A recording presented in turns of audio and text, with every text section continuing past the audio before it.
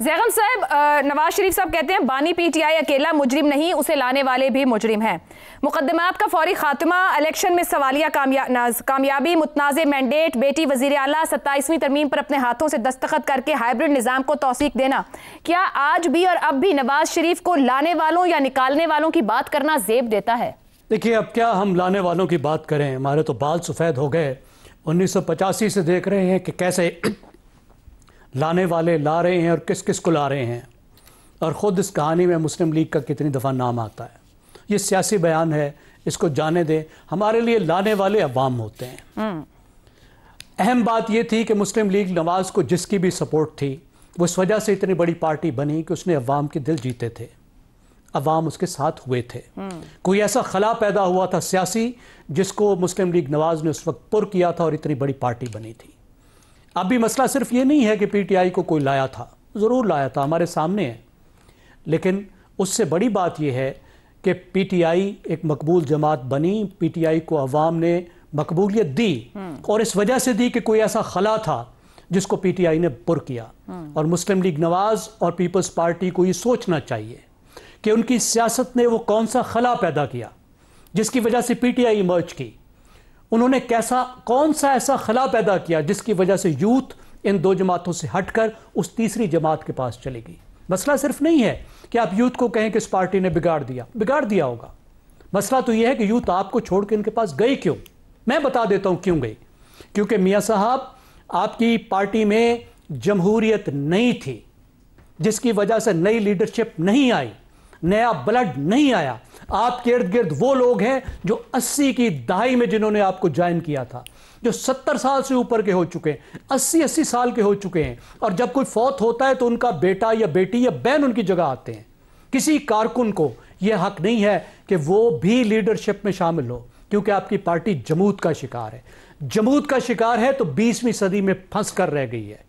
ये मुस्लिम लीग नवाज की कहानी है, ये पीपल्स पार्टी की कहानी है। अब दुहाइयां देने की बात नहीं है, ये कंस्पिरेसी थ्योरीज बनाने की बात नहीं है। गौर करने की बात है कि आपकी सियासत किस तरीके से आपकी पार्टी को अंडरमाइन कर रही है और खुद आपको पीछे धकेल रही है।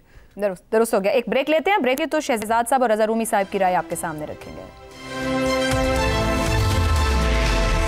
प्रोग्राम में एक बार फिर खुशामदीद।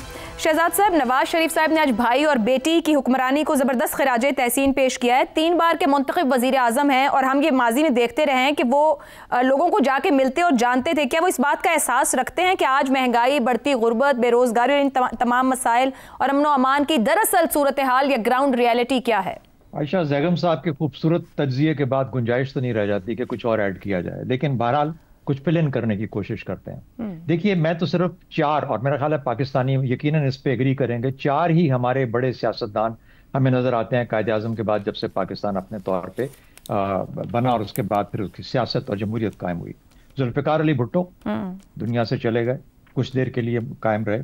बेनज़ीर भुट्टो कुछ देर के लिए जब तक आई, उसके बाद चली गई। नवाज शरीफ और इमरान खान। इमरान खान का शायद इसलिए बहुत से लोग डिसएग्री करें, लेकिन बहुत से लोग एग्री भी करेंगे क्योंकि उसका एक असर, ऐसा असर है जिसने पाकिस्तान की सियासत को आजकल के माहौल में डिफाइन किया हुआ है। अब वो सही है या गलत है, उसके अलावा उससे कतई नजर एक ही आवाज़ है इन 4 में से जो कि इस वक्त आज कायम है अपनी जगह पे, जो कि ये आवाज़ उठा सकती है सियासत के बारे में, और नवाज शरीफ साहब हैं। अब जो आवाज़ उन्होंने उठाई है उसको हम सियासत से तशबीह दे रहे हैं। सियासत सिर्फ मईशत नहीं हुआ करती, सियासत सिर्फ तरक्की नहीं हुआ करती, सियासत आज़ादी भी होती है, सियासत एहसास भी होता है, सियासत उम्मीद भी होती है, सियासत इंसानी हकूक़ का तहफ़्फ़ुज़ भी होता है। सियासत एक ऐसी फ़ज़ा, उम्मीद की फ़ज़ा को कायम रखने का नाम है जहाँ लोगों को ये यकीन हो कि उनकी आवाज़ सुनी भी जाती है, मैटर भी करती है, और उनकी ओपिनियन भी मैटर करती है। ये सियासत है मेरी नज़र में। आज अगर नवाज शरीफ साहब ने इस सियासत को खैरबाद कह दिया है और उस सियासत को अपना लिया है जो कि शहबाज शरीफ साहब या आजकल के माहौल में जो चल रही है, तो फिर पाकिस्तान के अवाम की एक मैं बदकिस्मती समझूंगा कि उस सियासत का नाम लेने वाला अब कोई नहीं रह गया जो कि पाकिस्तान के लोगों को उम्मीद दिला सकती है और उनके हकूक़ का तहफ़्फ़ुज़ कर सकती है। उस सियासत की आवाज़, आज़ादी कितनी है, सहाफ़त की आज़ादी कितनी है, को हम कितना खुल के बात कर सकते हैं, कितना खुल के लिख सकते हैं, और अगर नहीं कर सकते बात और नहीं लिख सकते उतना खुल के, तो फिर इसका मतलब है कि वो आज़ादी जो होनी चाहिए पाकिस्तानी अवाम के पास अपनी जगह पे कायम नहीं। दुरुस्त हो गया। रज़ा रूमी साहब, वज़ीर आज़म और वज़ीर आला पंजाब की तारीफ़ करते वो कहते हैं मुझसे आगे निकल गए। शहबाज शरीफ साहब के 2 अदवार हैं, मुख्तलिफ तर्ज़ हुक्मरानी है दोनों भाइयों का ही। आपके ख्याल में वो वाकई भाई और बेटी की तारीफ़ करें? दूसरे लफ्ज़ों में ये भी कहा जा सकता है कोई सियासी पैगाम है या अपना सियासी बयानिया भी क्लियर कर रहे हैं इसके अंदर? आयशा, ये बहुत वाज़े एक मैसेज है। एक तो मैसेज ये है कि इस वक्त नवाज शरीफ साहब के बारे में बहुत सी स्पेकुलेशन की जा रही थी कि शायद वो नाखुश हैं इस पूरे सिस्टम से, शायद उनकी सोच अलग है, लेकिन उन्होंने बड़े वाज़े अंदाज में अपनी मुकम्मल सपोर्ट जो है वो अपने भाई और अपनी बेटी को दी है। और यकीनन जो बहुत सी लोग इसके ऊपर वो स्पेकुलेट करते हैं उनकी बात को भी रद्द कर दिया उन्होंने। और ये भी उन्होंने क्लियरली बता दिया कि इस वक्त वो और उनकी पार्टी जो है वो मुकम्मल तौर पर इस हाइब्रिड रजीम जो है, निज़ाम जो है, उसका हिस्सा है।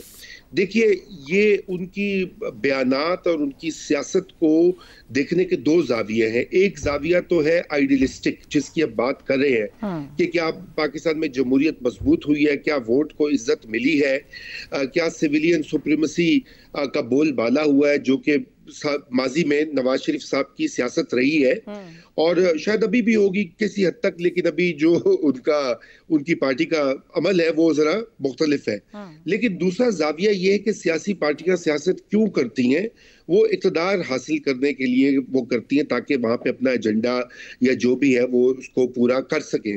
पाकिस्तान की जो जमीनी हकायक है उसमें आज के दौर में हाइब्रिड सिस्टम से ही आप इक़्तिदार हासिल कर सकते हैं। दूसरी एक जो पार्टी है मैदान में इस वक्त जो टकराव कर कर इक़्तिदार हासिल करना चाह रही है, आप देख लें कि वो कहां पर है इस वक्त। तो इसलिए उनके लिए ये एक कामयाबी की भी एक दलील है, क्योंकि आप अगर नोट करें तो आज से 3-4 साल पहले तो वो जेल में थे, उनके भाई भी जेल में थे, उनकी बेटी भी जेल में थी, और जो तमाम तर हालात कैसे यकसर बदले हैं कि पिछले 2 साल में उनकी पार्टी ना सिर्फ रूल कर रही है बल्कि अभी तो यूं लग रहा है कि शायद कोई उनको इमीडिएट खतरा भी नहीं है। तो मेरे ख्याल से ये उनका पैगाम था कि हम हैं अब यहाँ पर, डील विद अस। ठीक हो।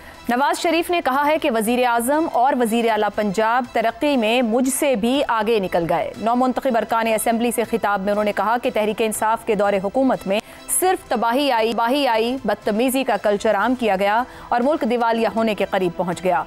PTI अपने दौर में महंगाई बढ़ाकर 39% पर ले आई, जबकि हमारे दौर में महंगाई सिर्फ 3% पर थी। अगर तरक्की का सफर जारी रहता तो पाकिस्तान का दुनिया में आज एक मकाम होता और IMF की फिक्र नहीं होती। उन्होंने कहा कि 2018 से 2022 के दौरान जो कुछ हुआ उसके जिम्मेदार PTI वाले हैं। नफरत, झूठ, फसाद, फितने की सियासत PTI ने मुतारिफ कराई। ऐसे हालात में भला मुल्क कैसे तरक्की कर सकता था? बानी PTI सिर्फ अकेला मुजरिम नहीं बल्कि उसे लाने वाले भी मुजरिम हैं। उन्होंने कहा कि पंजाब के ज़िमनी इंतखाबात में PTI की जानिब से इलेक्शन के बायकॉट का कहा गया। ये कैसा बायकॉट था जिसमें उमर अयूब की बेगम इलेक्शन लड़ रही थी? अवाम ने ज़िमनी इंतखाबात में झूठ और नफरत की सियासत को मुस्तरद कर दिया। झूठ, गालम गलोच, बदतमीजी और फितने की सियासत को शिकस्त हुई। आज मेरिट पर काम हो रहा है, तरक्याती काम हो रहे हैं, लैपटॉप मिल रहे हैं, सड़कें बन रही हैं, ग्रीन बसेस चल रही हैं, अमन व अमान की हालत बेहतर हो गई है, मज़ाहिब की तफरीक के बगैर राशन कार्ड मिल रहे हैं और मजीद मंसूबे अभी सामने आएंगे। काफ़ी अरसे बाद नवाज शरीफ की जानिब से खुलकर सियासी बातें की गई हैं। फरवरी 2024 के इंतखाबात के बाद नवाज शरीफ सियासत में फ़ाल किरदार अदा करते दिखाई नहीं दे रहे। उन्होंने आज भी वही बातें की जो वो काफ़ी अरसे से करते आए हैं। ताहम आज नवाज शरीफ का खुलकर सियासी बातें करना क्या इस बात का पेश पैमा हो सकता है कि नवाज शरीफ 18 माह जैसी गैर फालियत सियासत में कदरे फाल किरदार अदा करेंगे? अगर करेंगे तो उसके क्या असरात हो सकते हैं?